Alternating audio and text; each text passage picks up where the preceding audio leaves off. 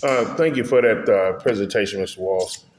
One of the things I have been saying, because we have a police department now, but Mr. Walls, you came to us prior to that decision being made, and you explained to this council what it would take not to start a police department, but you talked to us about sustainability for a police department.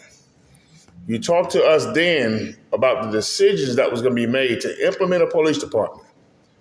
And one of the things that you told us that resonated, that you knew, our city attorney at the time knew, our city manager, Mr. Knight, knew, our finance treasurer knew, is that a tax, and you clearly told us, when you start this police department, a tax is going to have to be implemented to sustain it. I asked you, Mr. Knighting, and I asked our treasurer to do a budget analysis for me from 2019 to 2024. And when you all did that, it was on point because by 2024, our budget doubled. It doubled. To have a police department and to sustain it right now, when I came on this council, our budget was around $12 million. And it costs almost that much to sustain a police department. And what's going to happen, those numbers don't go down. They normally go up.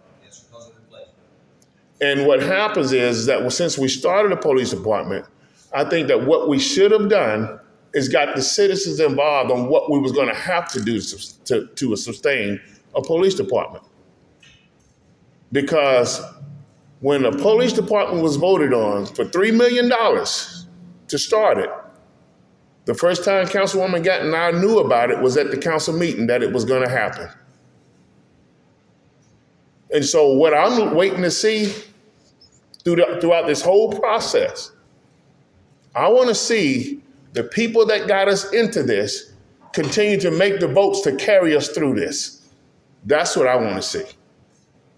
So thank you for giving me that information, knowing that in order for us to have this police department, you told us before it was started that a tax would have to be levied on the citizens.